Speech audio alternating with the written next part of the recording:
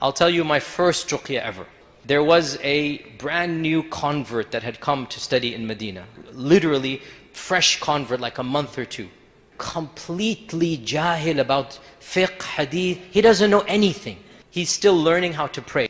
One day his roommate was reading Quran and weird growlings come from his room. And they come in and they find him writhing. Clearly he's possessed and whatnot. And so his roommates start reading Quran over him. And one of them was a friend of mine, and he knows that I'm studying with the Shaykh. So I get a phone call in my apartment. It's like, Shaykh, you got to come over. You got to come over quickly. There's somebody that, we need you for. It's a Ruqya session, whatnot. And of course, I'm just a graduate student. I'm excited. Okay, get into my, Ghostbusters mode. Yeah. Who are you going to call? That's it. Yeah. So he calls up YQ. He's like, come on, I need you here. We got somebody writhing on the floor. Come, do Ruqya. And I'm taking a class with the Shaykh. I'm like, yeah, I can handle this, don't worry. Zero experience, plenty of book knowledge at the time, right? Put the thobe on, just drive to the dormitory. They were in the dormitory. And so the brother is lying down, and I spent 2 hours the whole time there. So I remember many incidents happened there. Of the things is that when I first started reading Quran, subhanAllah, again with my own eyes, it's a very thin brother, just wearing a thobe. I could see the jinn moving up and down his body. His body is rippling as if there's like an alien entity going up and down. And I would put my hand on his chest and I'd see it like fluttering away. And I put my hand there and it goes back up and goes here. And I put my hand here and it goes, so I'm literally watching his body. You can't make your body ripple. You can't have just ripples coming up and down the body this way. And I'm seeing with my eyes that rippling taking place, and I'm beginning to panic quite a lot in this regard, okay? Because this is really bizarre. We spent the whole afternoon there, so one of the brothers, mashallah, he gifted us some lunch, because we're there, he went to get some lunch, so we're all sitting down to eat lunch. And the brother's, sitting in the corner. He's just sitting by himself.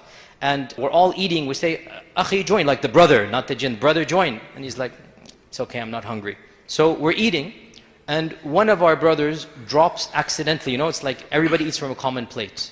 So one of our brothers just drops a morsel. It just drops from his hand. And he leaves it there and he goes in for round 2. Instantaneously, I saw from my corner of my eye, the brother just darted like a snake. You could imagine a snake with his left hand, grabbed that morsel and gobbled it down in a very unnatural manner.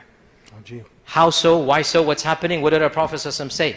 Hadith is in Sahih Bukhari.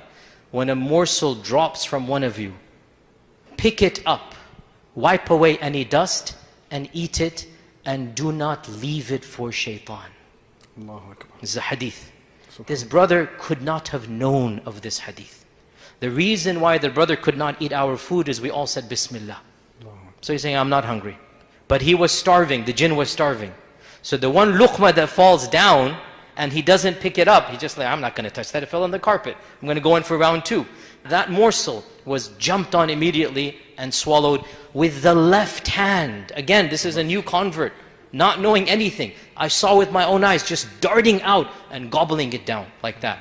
And this is reinforcing our iman that the Prophet is speaking the truth. That we are, alhamdulillah, people of the correct faith. Again, many things can be said here. A bit of a funny story is also a little bit freaky as well. This kid is an 18-year-old kid, has no clue of any sheikh, any alim. Again, he's a brand new convert. So I began testing him. I said, look, if you don't leave this guy, I'm going to call my teacher, mention him by name. He said, no, don't call him, don't call him. Okay, I said, I'm going to call Shaykh Shanqiti. The jinn went wild. No, don't. I said, I'm not going to mention them. I said, I'm going to call Shaykh Spring, let's just say. I said, I'm going to call that sheikh. He started laughing, goes, no big deal. If you call him, no big deal. Then I said, I'm going to call Shaykh ibn Uthaymeen. I had studied with the Shaykh, he's one of my teachers. And he had just passed away a few months ago, Shaykh ibn Uthaymeen, right? And when I said that, he started cackling with laughter. And he looked at me, he clicked his head like this.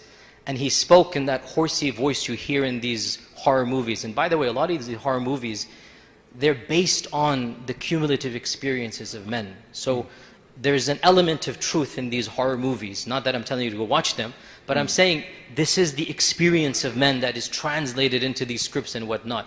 He spoke in this raspy, joking voice, the eyes cocked up. You can see the arrogance. And he speaks, "Are you going to bring him back from the dead?" Like literally. Allahu Akbar. And I just froze. Because this kid had no clue who Ibn Uthaymeen was. You know what I'm saying? And I'm going to bring Shaykh Uthaymeen to these. And he just laughed at me. And I realized this is an entity That's serious. that is not human.